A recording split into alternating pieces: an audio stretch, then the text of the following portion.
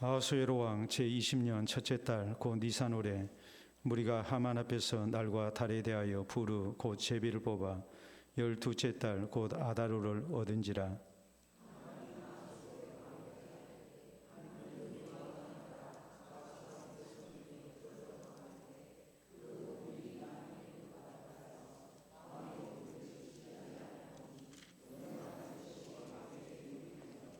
왕이 옳게 여기시거든 조서를 내려 그들을 진멸하소서. 내가 은 1만 달란트를 왕의 일을 맡은 자의 손에 맡겨 왕의 금고에 드리리이다 하니,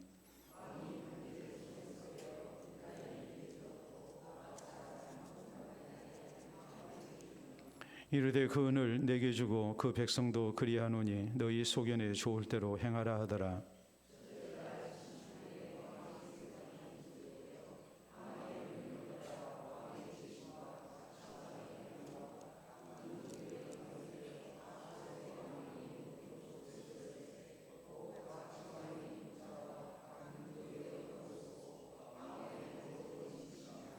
이에 그 조서를 역절에게 맡겨 왕의 각 지방에 보내니 12째 달 곧 아달월 13일 하루 동안에 모든 유다인을 젊은이 늙은이 어린이 여인들을 막론하고 죽이고 도륙하고 진멸하고 또 그 재산을 탈취하라 하였고,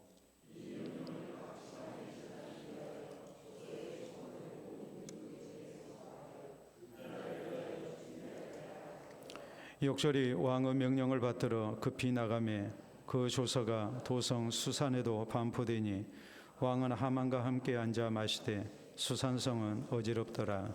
아멘. 오늘 에스더 강의 7번째 시간입니다. 우리가 제비뽑기 하면 예로부터 사람의 운명이나 또 기륭, 좋고 흉한 것, 또 승패나 당락, 또 차례 등을 결정하는 방식으로 이렇게 사용이 되어 왔습니다. 제비뽑기는 동상을 막론하고 대개 이제 두 가지 방법을 사용을 했습니다. 하나는 구슬 제비가 있습니다. 복잡한 길을 통과해서 나온 결과에 따라서 이제 판정하는 그런 이제 방법을 얘기합니다. 구슬을 이렇게 내려가면서 걸려서 방향이 틀어지고, 우리 남성분들 뭐 사다리 타기 이렇게 하는 것처럼 그런 식으로 이제 하는 방식, 이게 이제 구슬 제비입니다. 구슬 제비는 일반적으로 이제 복권을 추첨할 때에 또 우리가 숫자에 써진 공을 이렇게 하나를 추려내잖아요. 이런 방식으로 오늘날에도 변형된 모습으로 많이 사용되고 있습니다. 또 일본 같은 데에서는 이제 그 파친코라에서 이제 도박 게임을 또 그렇게 하는 경우도 있죠. 그런가 하면 뽑음 제비라는 게 있습니다. 이렇게 글을 써놓거나 혹은 표시를 해놓은 것을 추첨해 가지고 뽑아서 이제 결정을 짓는 그런 방식입니다. 우리는 지난 시간에 하만이 갑작스레 출세를 했고 또 왕명이 내려져서 이 하만을 제2인자로 이렇게 모든 사람이 그를 보면 무릎을 꿇고 절을 하라는 그런 왕명이 내려진 것에 대하여 모르드게가 유대인으로서 도저히 용납할 수 없었기에 왕명을 거절한, 여기에 불복한 그런 일에 대해서 말씀을 살폈습니다. 그는 자신이 유대인인 것을 이렇게 선포를 하죠. 그래서 나는 유다인으로서 이건 할 수 없다. 자신의 정체성을 선언을 했고, 이것이 결국 하만의 분노를 가져와서 이 모르드게뿐만이 아니라 유다인을 이제 전부 죽일 그런 학살의 음모를 세우게 됐다라는 것이 우리가 지난 시간에 살폈던 말씀의 내용이었습니다. 어느 시대를 막론하고 악인의 형통은 항상 있는 법이고, 또 이런 악인의 형통 속에서 우리가 불의한 세상 속에서 그리스도인으로서 하나님의 백성으로서의 정체성을 드러내고 우리에게 많은 불이익이 딸지라도 우리가 신앙의 길을 가야 된다는 것, 또 의롭게 살고자 하는 주의 백성을 향한 이런 악한 자들의 박해가 있고 또 여러 가지 도전이 있다는 것을 생각하고, 그 속에서도 우리의 정체성을 선포한 가운데 우리가 하나님의 도우심을 의지하고 믿음의 길을 우리가 가야 된다는 것이 우리가 지난 시간에 살폈던 말씀의 내용입니다. 오늘 성경 말씀은 하만이 구체적으로 이 유다인들을 이제 멸절하기 위해서, 학살하기 위해서 제비뽑기한 내용이 이제 나와 있습니다. 자신의 계획을 실행하기 위해서 제비를 뽑아 태기를 하게 되죠. 그래서 이제 나온 날짜가 12월 13일이었습니다. 하만은 바로 왕에게 찾아가서 이제 간청을 합니다. 유다인들은 이러이러해서 이 나라를 위해서 좋지 못합니다. 왕권을 위해서 좋지 못합니다. 이런 사람들 다 죽여야 됩니다. 해가지고 이제 왕명을 이렇게 얻어냅니다. 이제 유다인의 목숨은 바람 앞에 등불처럼 되어버린 그런 상황이었다. 이것이 이제 오늘 성경 말씀 마지막 15절까지 말씀의 내용입니다. 자, 오늘 본문에 있는 말씀을 우리가 생각할 때 먼저 생각해야 할 교훈은 이것입니다. 제비 뽑았는데 그 결과에 대해서 우리가 생각을 해야 돼요. 자, 7절에 있는 말씀을 보면 이렇게 시작이 되죠. 아하스웨로 왕체 20년 첫째 달 곧 니산월에 무리가 하만 앞에서 날과 달에 대하여 부르고 제비를 뽑아 12째 달 곧 아다롤을 얻은지라라고 말씀이 나옵니다. 자, 당시는 언제였냐면 1월이었거든요. 1월에 제비를 뽑았어요. 부르라는 말 자체가 제비 뽑기라는 말이에요. 근데 왜 이렇게 제비를 뽑아야 하는가? 그것은 당시 바사 제국 내에 유다 민족이 몇천 명 수준이 아니고 역사 기록에 의하면 최하 70만에서 최고 300만 명 정도 됐다고 이렇게 기록이 되어 있어요. 그렇기 때문에 이렇게 많은 유다인들을 한꺼번에 학살을 한다고 했을 때 이것은 절대 간단하게 죽일 수 있는 일이 아니에요. 철저한 계획을 세워야죠. 그렇기 때문에 길이를 선택을 한 거예요. 혹시라도 자기들이 지금 계획을 세우고 실행하고자 할 때에 여기에 대한 어떤 방해가 있을 수도 있으니까 이제 미신적인 그런 방법이었지만은 그래도 마가 끼지 않고 가장 좋은 날이 언젠가 이것을 이제 태기를 한 거예요. 이것을 알기 위해서 이렇게 제비를 뽑은 거예요. 그런데 7절에 보면 그 달이 언제라고 했습니까? 아다롤 곧 12월이었다고 이렇게 성경 말씀합니다. 우리가 계속 말씀을 보면 13절에 이렇게 말씀이 기록이 돼요. 이에 그 조서를 역졸에게 맡겨 왕의 각 지방에 보내니 12째 달 곧 아다롤 13일 하루 동안에 모든 유다인을 젊은이 늙은이 어린이 여인들을 막론하고 죽이고 도륙하고 진멸하고 또 그 재산을 탈취하였고 해서 이제 그날이 12월 13일이라고 이렇게 분명하게 이제 기록이 됩니다. 부르 곧 제비를 뽑아서 날과 달을 정했는데 이 달과 날을 정했는데 그때가 12월 13일이었다. 그러니까 지금 제비 뽑은 달은 몇 월이라고 그랬습니까? 1월이라고 그랬죠. 1월이라고 그랬는데 이 11개월이 지난 12월이라는 그런 이제 달이 12월 13일이 이렇게 뽑힌 거예요. 사실 하만의 계획은 지금 당장이라도 죽이고 싶은 마음 가득합니다. 얼마나 마음이 조급했겠습니까? 이 하만의 조급함이 어떻게 나타나는가? 우리가 계속 말씀을 읽어보면 5장 9절에서 14절 사이에 하만은 그때까지 참지를 못하고 모르드게라도 먼저 죽일 생각을 이렇게 합니다. 하만은 자신의 출세를 못마땅해 하는 다른 신하들은 물론 왕의 마음까지 자기 뜻대로 주장하는 그런 아주 막강한 권세를 가진 사람이었어요. 그렇지만은 이 하만이 마음대로 할 수 없는 것이 있었어요. 그게 뭐냐면 아주 간단한 일 같았지만은 제비 뽑기조차도 그는 마음대로 할 수가 없었어요. 자기가 생각할 때는 굉장히 급해요. 지금 1월이에요. 이게 지금 날짜가 1월이나 아니면 2월이 뽑혀가지고 빨리 이걸 실행을 했으면 좋겠는데 이게 너무나도 충격적인 결과가 나온 거예요. 12월이 나와버린 거예요. 가장 늦은 달이 나와버린 거예요. 사실 하만은 왕의 허락을 받지도 아니하고 우리가 여기 있는 말씀을 보면은 이미 유다인들을 죽이기로 작정을 하고 있는 사람입니다. 그리고 제비까지 뽑은 사람이에요. 그리고 난 다음에 왕에게 이러이러한 이유 때문에 유다인들을 멸해야 됩니다 라고서 나중에 얘기하는 사람이에요. 먼저 왕에게 허락을 받고 제비를 뽑은 게 아니에요. 내 마음속에 유다인들을 죽여야 되겠다 생각을 하고 모든 것을 결정하고 그리고 제비까지 뽑아가지고 왕에게 가서 제가를 받은 사람입니다. 이게 사전 승인이 아니고 사후 승인이에요. 그 말의 의미는 두 가지로 우리가 생각을 할 수가 있죠. 그만큼 하만의 권세가 막강했다는 것과 두 번째는 왕이 하만을 신임하고 있었기 때문에 이것이 가능하다고 우리가 봐야 됩니다. 하만이 생각할 때 왕이 절대로 내 제안을 내 의견을 물리치지 아니할 거라는 분명한 확신이 있었기 때문에 하만은 왕이 버젓이 있음에도 불구하고 자기 마음대로 모든 것을 결정해 놓고 맨 나중에 왕에게 가서 지금 재가를 받고 있는 거예요. 여러분, 그렇지만 이런 막강한 권세를 가졌던 하만이지만 모든 것이 자기 뜻대로 안 된 겁니다. 1월에 제비를 뽑았는데 12월이 나오고 만 거예요. 여러분, 이 사실을 통해서 우리에게 말씀하는 것이 뭐겠습니까? 아무리 세상적인 막강한 권세를 가진 하만이었고 왕조차도 자기가 마음대로 할 수 있다고 생각했던 하만인데 아주 간단한 제비 뽑는 일조차도 자기 마음대로 안 됐단 말이에요. 세상 일이라는 것이 내가 아무리 권세를 가지고 있고 내가 뭔가 지혜를 짜낸다 할지라도 내 뜻대로 다 되어지는 게 아니에요. 그렇기 때문에 성경은 잠언 16장 33절에 우리에게 뭐라고 말씀하십니까? 사람이 제비를 뽑으나 일의 작정은 여호와로 말미암는다. 성경은 이렇게 말씀합니다. 우리 하나님께서 모든 일을 주장하시는 거예요. 세상 모든 일이 내가 생각을 많이 하고 내가 계획을 잘 세워서 되어지는 것이 결코 아니라는 것을 우리가 잊어서는 안 돼요. 그렇기 때문에 에레미야서 33장 2절로 3절에 보면 하나님이 이렇게 말씀하십니다.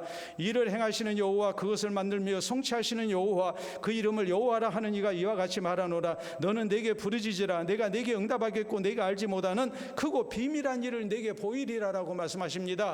여러분, 세상 모든 일의 시작은 또 진행은 또 마지막 결정은 다 누가 하신다고 말씀하십니까? 하나님이 하신다고 말씀하십니다.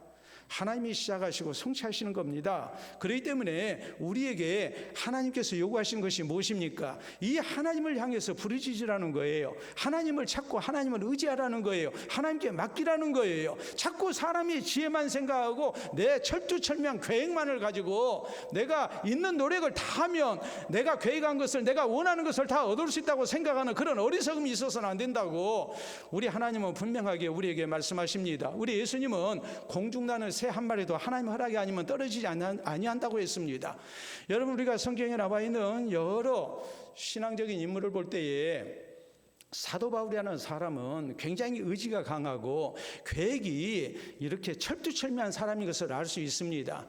그런데 이 사도 바울도 어떤 일을 계획하고 자기가 정말로 성취하기를 원하는 그런 일이 있다 할지라도 바울은 항상 덧붙인 말이 있어요.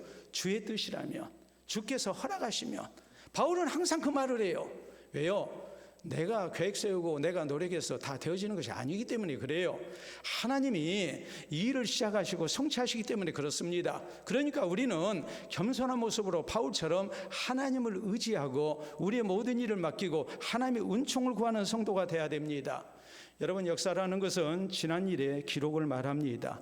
그러면 역사의 주체가 누군가? 우리가 역사 쭉 보면 역사 공부하면 그렇잖아요. 몇 년도에 무슨 일이 있었고 또 이 일을 또 누가 나서서 해결을 했고, 그래서 우리가 역사를 보면 이제 당대의 왕이 나오고 또 누가 나옵니까? 뭐 장군이 나오고 또 뛰어난 신하가 나오고 이런 식으로 역사는 기록이 됩니다. 역사 공부하면은 연대기에 외워야죠. 사람에 외워야죠. 또 일이 어떻게 진행되고 또 이렇게 마무리됐는가 하는 것을 우리가 잘 알고 있어야죠. 그래서 역사를 우리가 공부하면 이런 인명이나 지명 혹은 숫자 이런 것을 우리가 많이 외우잖아요. 이거 못 외우면 역사 공부 못 해요.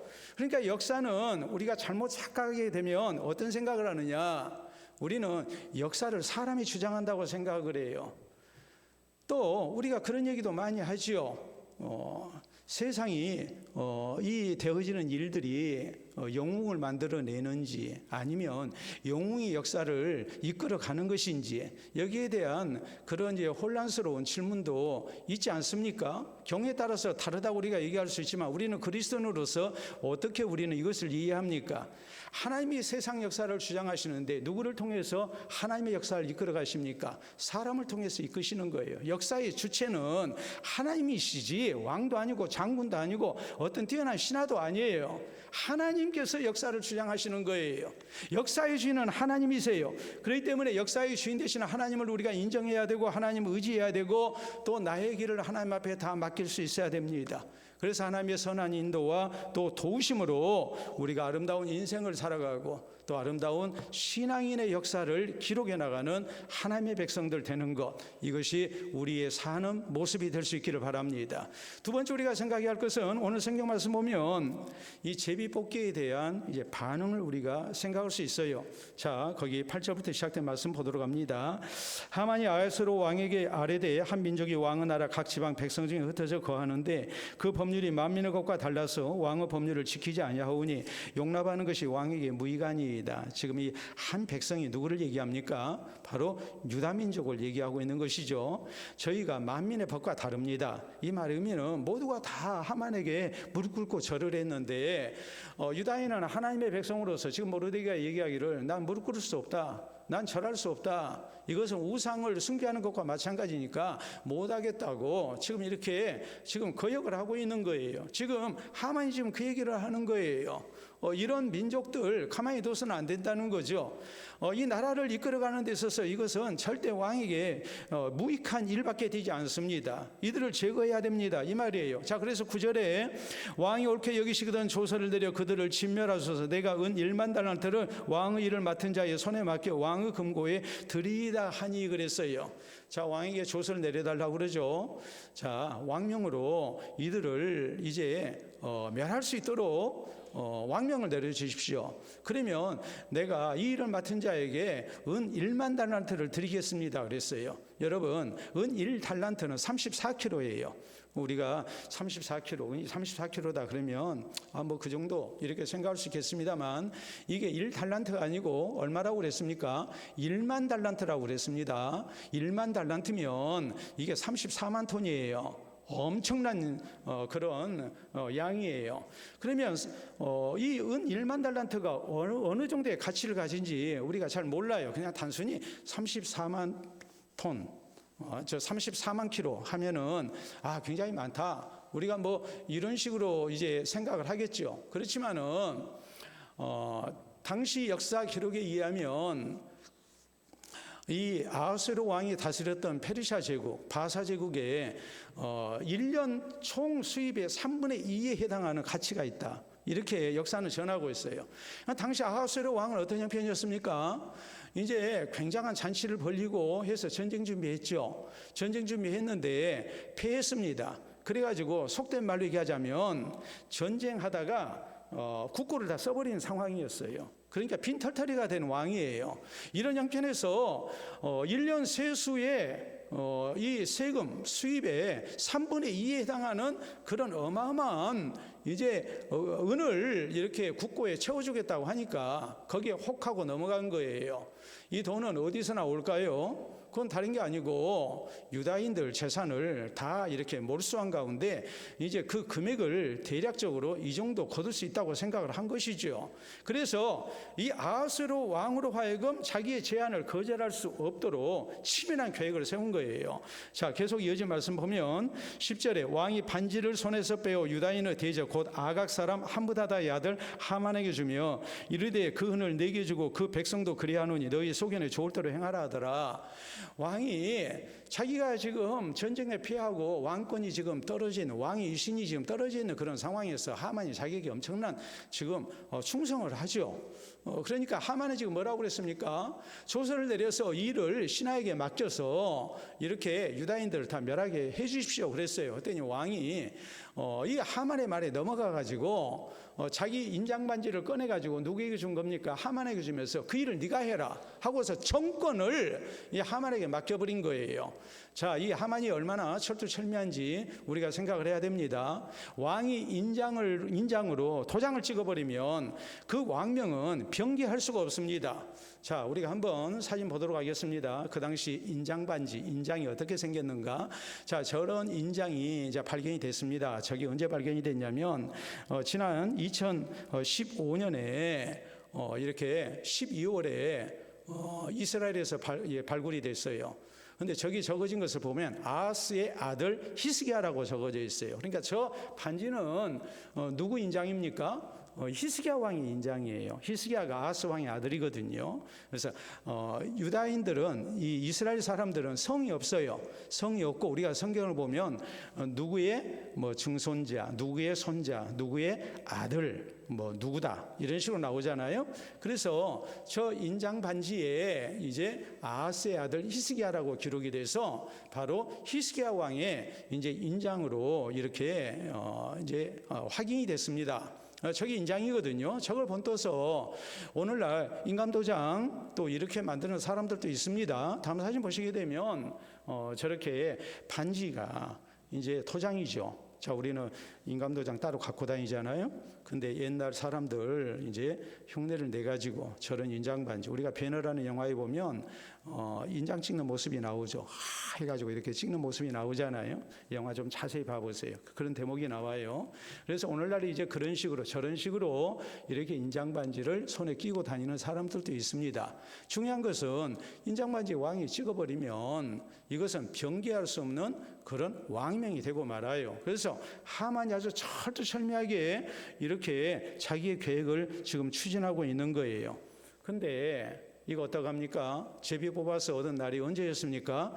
12월 13일이었습니다. 하만에게는 안타까운 일이죠. 그렇지만 유다인들에게는 이것은 굉장히 다행스러운 일이었어요. 왜요? 앞으로 11개월이 남아있잖아요. 11개월 사이에 무슨 일이 일어날지 모르잖아요. 여러분, 정치하는 사람들이 늘 쓰는 말이 있어요. 정치는 생물이다라고 얘기를 합니다. 생물은 죽었습니까? 살았습니까? 살았어요. 언제든지 바뀔 수가 있는 거예요. 그러니까 윤석열이도 지금 저러고 다니는 거예요. 바뀔 수 있다고 생각하는 거예요. 아니, 오늘 그랬잖아요. 한덕수를 중심으로 우리가 뭉쳐야 된다고 그러잖아요. 도대체 무슨 꿈기속을 가지고 있는지 모르겠어요. 예? 한덕수 안 됐잖아요. 근데 한덕수를 중심으로 뭉쳐야 된대요. 그래서 자유민주주의를 지켜야 한대요. 이게 지금 정치는 생물이기 때문에 그러는 거예요. 그러니까 우리가 항상 조심해야 되고 경계해야 돼요. 무슨 생각을 지금 하는지 우리가 이제 다 됐다라고 생각을 해서는 안 된다고 얘기를 하지 않습니까?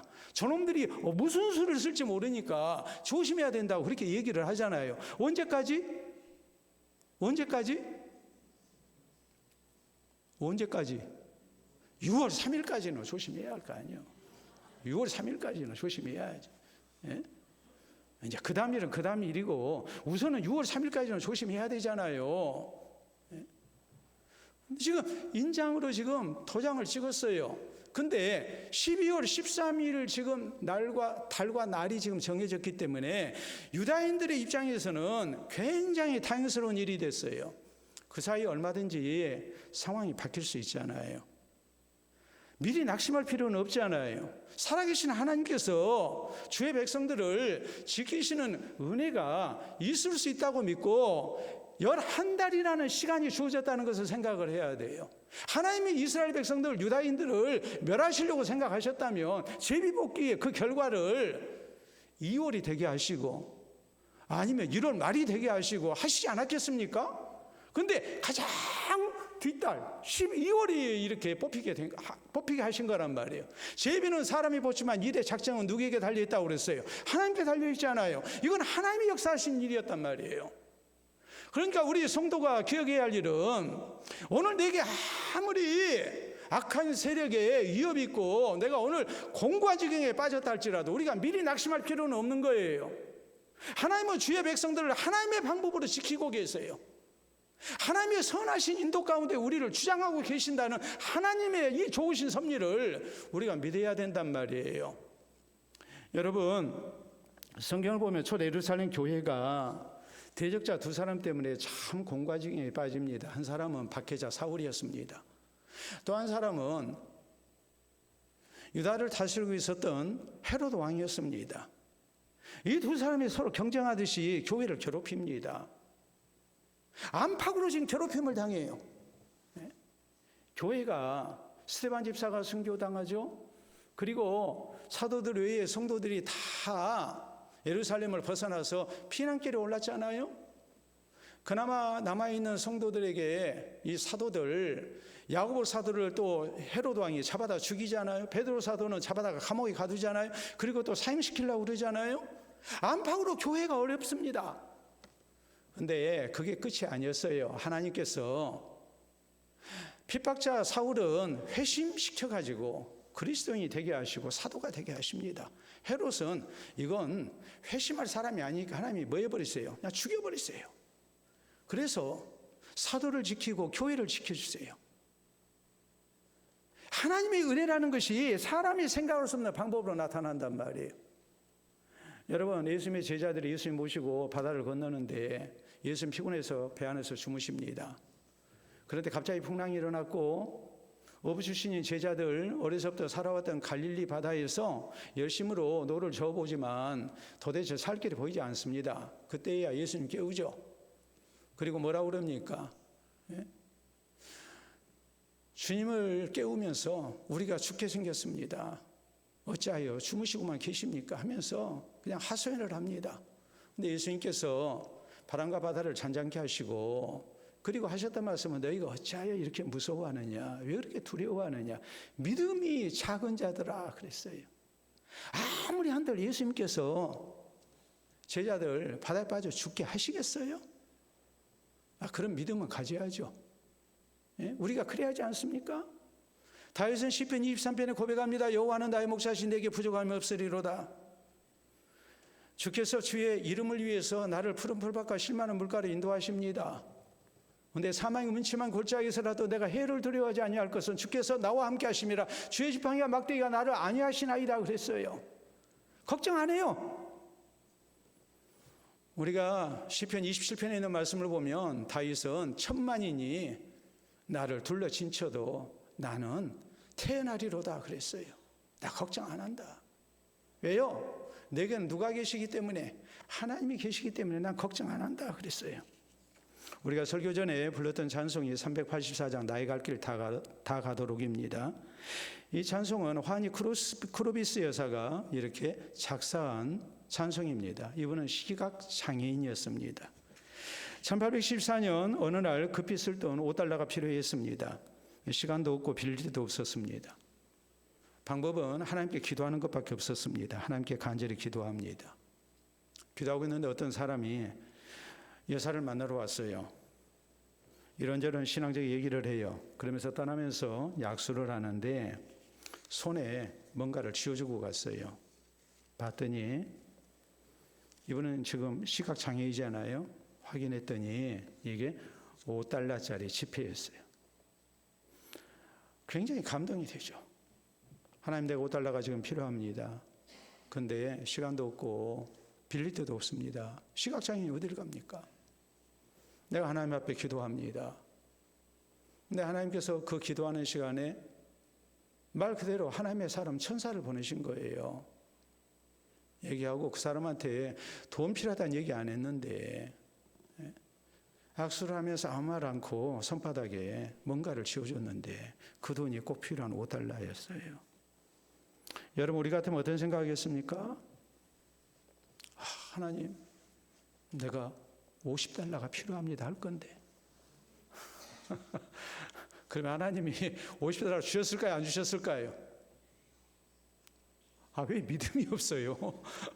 $50 주겠어요? 안 주시겠어요? 주시겠죠. 그러니까 내가 $50로 할 건데 그런 생각 안 하겠습니까?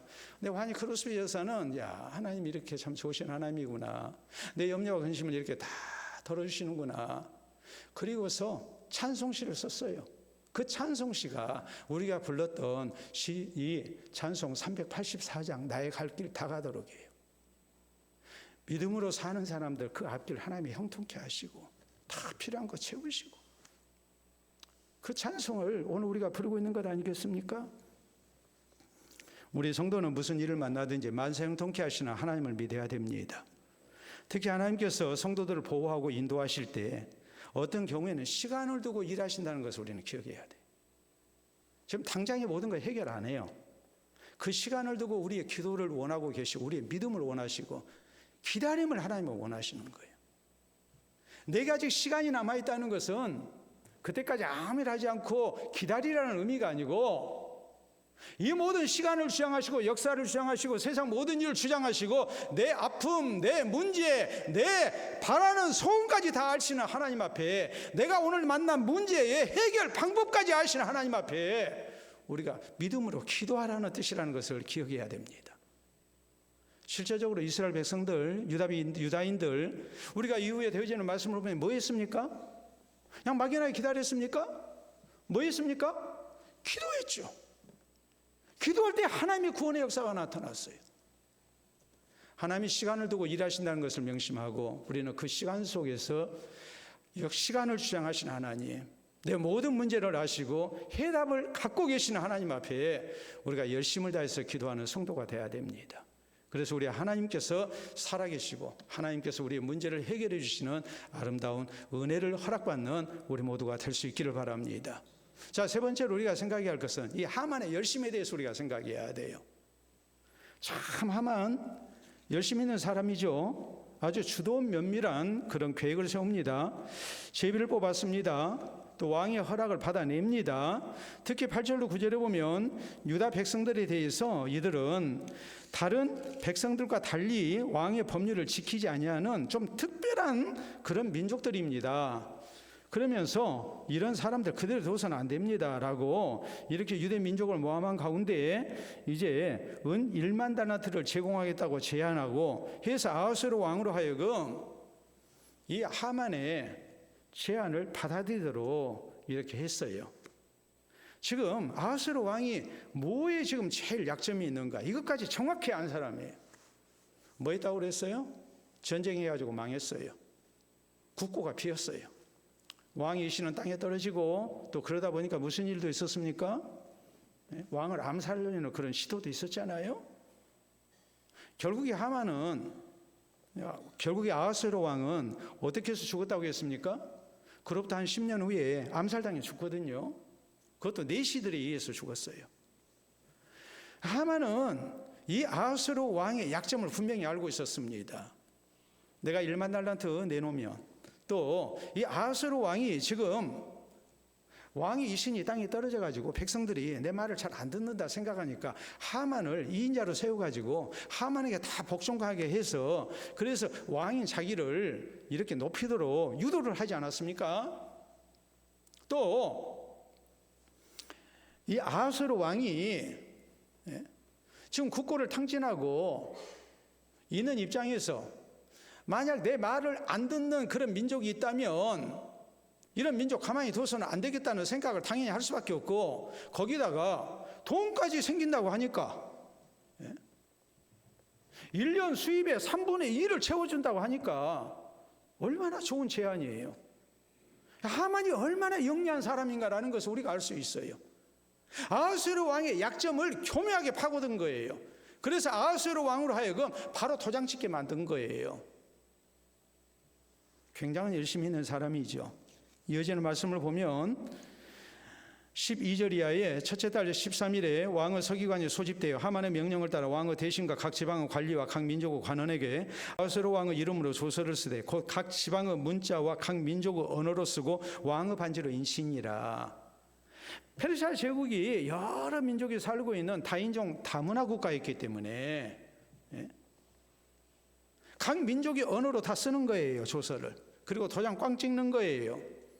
그리고 13절에 보면 이에 그 조서를 역졸에게 맡겨 왕의 각 지방에 보내니 12째 달 곧 아달월 13일 하루 동안에 모든 유다인을 젊은이 늙은이 어린이 여인들을 막론하고 죽이고 도륙하고 진멸하고 또 그 재산을 탈취하라 하였고, 그냥 막연하게 죽이라가 아니고 그 대상까지 3번 해가지고 다 이렇게 조서에 쓰지 않습니까? 14절에 이 명령을 각 지방에 전하기 위하여 조서의 초본을 모든 민족에 선포하여 그날을 위하여 준비하게 하라 하였더라. 그러니까 지금 이 하만이 추진하고 있는 일을 보면 이 사람은 굉장히 추진력이 강한 사람인 것을 알 수 있어요. 계획을 철두철미하게 세워가지고 자기가 목적하는 바를 기어이 얻어내는 사람, 모든 일에 적극적이고 굉장히 능동적인 입장으로 열심을 내는 사람이라는 것을 알 수 있어요. 여러분, 악한 자들이 이 정도 열심을 내면 우리가 그들을 이기려면 우리는 어떻게 해야 되겠습니까? 자, 내가 라이벌이라고 생각하는 한 사람이 있는데 그가 열심으로 이제 공부를 놓고 얘기합시다. 하루에 10시간을 공부한다고 하면 이기려면 나는 어떻게 해야 되겠어요? 한 8시간 하면 이기겠습니까? 예? 8시간 너무 많아요? 10시간 하면 이기겠습니까? 아니, 상대방이 10시간 하는데 우리 조병일 집사님 몇 시간 해야 되겠어요? 14시간. 예, 우리 김동희 집사님은 12시간. 나중에 이제 걸려요. 이제 좀 있으면 걸려 내한테. 14시간 한다는데 난 12시간 하겠다고 그러니까. 아니 생각해 보세요. 내가 이기려면 상대방보다 더 해야 되잖아요. 지금 하만이 이 정도 열심을 내면, 지금 하만에 의해서 멸절당하게 된 하나님의 백성들은 이보다 더 열심히 내야 하지 않습니까? 여러분, 영적인 의미로 하만은 주의 백성들을 대적한 악한 세력이거든요. 우리는 어떻게 해야 되겠어요? 그냥 대충 신앙생활 해가지고 우리가 이기겠어요? 여러분, 성경이 뭐라고 말씀하세요? 너희 대적 마귀가 우는 사자같이 두루다니며 삼킬 자를 찾고 있다 그랬거든요. 마귀 사탄이 저기 동쪽에서만 역사하는 게 아니고 두루 다니며, 내한테도 온다는 얘기 안 온다는 얘기요? 내한테도 온다는 얘기 안 온다는 얘기요? 내한테도 와요. 그러니까 우리가 뭐 해야 되겠어요? 정신 차리고 신앙생활 더 열심히 해야죠. 다른 사람 열심히 하지 아니한다고 해서 우리가 따라하면 되겠습니까? 여러분, 엘리야는 뭐라고 그랬습니까? 다 바알에게 무릎 꿇고 오직 누구만 남았다고요? 나만 남았습니다. 나만 남았으니까 나 안 할랍니다. 그럽니까? 아니면 혼자서라도 죽어라고 했습니까? 혼자서라도 죽어라고 했잖아요. 그래야 우리가 이기죠.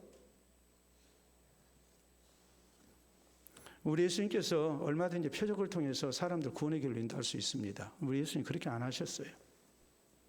이스라엘 각 고을들을 돌아다니면서 천국 복음을 전하셨고, 제자들도 이스라엘 각 고을로 보내시면서 복음을 전하게 하십니다. 귀에 있는 대로 복음을 전하시는 거예요. 바울 사도는 빌립보서 3장에 보면 내가 이미 얻었담도 아니요, 내가 이미 이루었담도 아니라 난 아직도 부족하다. 나는 이에서 부르신 부름의 상을 위하여 푯대를 향해서 오늘도 달려간다라고 말합니다. 사실 그 정도 하면 좀 쉬어도 되잖아요. 근데 그렇게 안 하잖아요. 유명한 발명왕 에디슨이 천재는 1%의 영감과 99%의 노력으로 이루어진다 그랬어요. 재능보다 중요한 게 뭐라고 얘기했습니까? 노력이라고 얘기를 했어요. 근데 이게 참 오해가 많은 대목이에요. 노력만 하면 다 되느냐? 과학자들이 연구해 봤어요. 연구하고서 내린 결론이 이겁니다. 보도록 하겠습니다. 자, 음악에 있어서 선천적 재능은 79%를 차지하고 노력은 21%를 차지합니다. 우리 주변에서 천재들이 있죠? 천재들이 있어요, 없어요? 절대 음감을 가지고 천재들이 있어요, 없어요? 있죠? 예? 그리고 뭐라고 얘기합니까? 나는 해봤는데 나는 안 되더라. 그러죠? 자, 다음 보도록 하겠습니다. 음악만 그런 게 아니라 얘들 게임도 선천적 재능이 74%를 차지해요. 그리고 노력은 26%를 차지해요. 저 다음 보겠어요. 스포츠. 운동선수들은 선천적 재능이 82%를 차지하고 노력은 18%를 차지합니다. 그러면 이런 것들은 우리가 뭐 이종호를 보니까 바람의 아들인데, 이종호는 뭐라고요? 예? 바람의 손자다. 자기 아버지가 바람의 아들 이종범이니까 정말 선천적 재능이 아주 중요하게 이렇게 작용한다. 우리가 인정할 수밖에 없어요. 그런데 이 대목에서는 또 이해가 안 되네요. 다음 보겠습니다. 교육, 공부는 선천적 재능이 96%예요. 노력은 몇 퍼센트? 4% 동의가. 아니, 선천적 재능은 96%라니까요. 그러면 그래, 내가 그래서 난 공부 포기했어. 예? 오늘 집에 가가지고 목사님이 공부는 머리가 몇 퍼센트? 96%니까 넌 공부하지 마라. 그냥 다른 일 해라. 그게 네가 더 세상 잘 사는 길이겠다. 이렇게 얘기를 해야 되겠습니까? 근데 그 다음 얘기가 중요해요. 그 사람이 무슨 재능을 가지고 있는지 우리가 알 수가 없어요. 알 수가 없으니까 뭐 해야 돼요? 노력을 해봐야 해요. 노력을 해봐야 내가 이 방면에 재능이 있는지 없는지가 비로소 드러나요. 음악적 재능이 있는지 없는지 그냥 몇 번 해보고 난 재능 없어 하고 말아버립니다. 여러분, 천재적 재능을 가진 사람들을 물어보면 피나는 노력을 했어요. 상상할 수 없는 노력을 했어요. 공부도 마찬가지예요. 예? 라이브러리 10시간 했는데 12시간 하면 되겠습니까? 아니 14시간 하겠다는 사람이 나오는데 내가 열심으로 노력을 해봐야 내가 그 방면에 재능이 있는지 없는지 안다니까요. 내가 열심히 노력을 안 하면 재능이 썩어요. 재능이 드러나지가 않아요. 그러니까 결국에 재능도 뭐가 뒷받침이 돼야 돼요? 노력이 뒷받침이 돼야 돼요. 신앙생활을 우리가 재능 가지고 합니까? 아니에요. 신앙생활은 온전히 뭐로서 합니까? 노력으로 해요. 우리 예수님은 말씀하시기를 천국은 누가 빼앗는다고 그랬어요? 침노하는 자가 빼앗는다고 그랬어요. 내가 열심으로 신앙생활을 해 하나님 은혜도 주어지는 거예요. 구하는 자에게 주어지고 찾는 자에게 얻어지고 문을 두드리는 자에게 열리는 것이지 아무것도 안 하는 사람에게 주어지는 게 아닙니다. 시편 81편 10절에 우리 하나님 말씀하십니다. 나는 너희를 애굽 땅에서 인도하는 여호와라 하면서 하나님 하시는 말씀이 너희 입을 크게 열라 내가 채우리라 하였으나 너희가 나를 원치 아니하였도다. 아니 하나님을 원해야 되는데 하나님을 원하지 않는 거예요. 어떻게 그런 사람한테 은혜를 줍니까? 우리의 대적이 이렇게 열심을 내는데 우리가 소홀히 해서 되겠습니까? 우리가 더 신앙생활에 열심을 내야죠. 그래야 그 시험을 이겨내죠. 하나님 은혜가 우리에게 주어지죠. 우리가 감당하죠. 우리의 모든 삶을 주장하시는 하나님께서 우리에게 놀라운 하나님의 역사를 나타내시는 것 아니겠습니까? 우리가 다시 한번 열심을 내야 됩니다. 열심을 다해서 최선을 다해서 내가 이보다 더할 수 없다라는 이런 각오 속에서 우리가 신앙생활을 잘해야 됩니다. 또 우리에게 주어진 삶의 영역에서 내가 할 수 있는 최선을 다해야 됩니다. 그럴 때 하나님의 은혜가 더해지는 겁니다. 그리고 선한 결과가 우리에게 비로소 주어진다는 것을 잊지 마시기를 바랍니다. 자, 우리가 잘 아는 말 가운데 이런 말이 있습니다. 보도록 하겠습니다. 인명재천이라는 말이죠. 사람의 생명은 하늘에 달려 있다. 그 말만 있는 게 아니에요. 다음에 뭐라고 그랬습니까? 천명재인이라고 말을 해요. 천명은 누구에게 달려 있어요? 사람에게 달려 있어요. 인명재천만 있는 게 아니에요. 하나님이 세상 주장하세요. 우리가 죽고 사는 거 하나님이 다 주장하세요. 그런데 내가 죽고 사는 것은 또 누구에게 달려 있냐면 천명재인이에요. 내한테 달려 있어요. 우리가 오늘 주신 말씀을 생각하면서 우리가 기억해야 할 일이 무엇입니까? 제비를 뽑았는데 이 제비는 하나님이 주장하십니다. 세상 모든 일은 하나님이 주장하세요. 하나님이 주장하신 가운데 또 우리에게 하나님은 살 길을 예비하시고 우리를 주장하시는 하나님이에요. 대신에 우리에게 요구하시는 게 있어요. 그게 뭐예요? 열심을 다해서 하나님을 찾고 하나님을 의지하고 우리가 신앙적으로 최선을 다하는 거예요. 그럴 때 하나님께서 역사의 주인 되시는 하나님께서 우리 가운데 함께 하시고 또 신앙의 아름다운 역사를 쓰게 하시는 하나님의 구원이 있다는 것을 또 하나님의 도우심이 있다는 것을 잊지 마시고 이 아름다운 은혜를 우리가 허락받는 모든 성도들이 될 수 있기를 바랍니다. 우리 함께 기도합니다. 세상 일 또 나의 모든 일을 하나님이 주장하십니다. 하나님의 주의 백성들을 사랑하시고 보호하기를 원하십니다. 이 하나님의 은혜와 도움을 우리 하나님은 약속하시고 우리에게 신앙생활에 더 열심내기를 원하십니다. 모든 일 속에 선 역사하시는 하나님의 은혜와 또 하나님의 선한 길 우리가 체험하기를 원하며 주님 앞에 귀한 기도의 다짐이 있기를 바랍니다.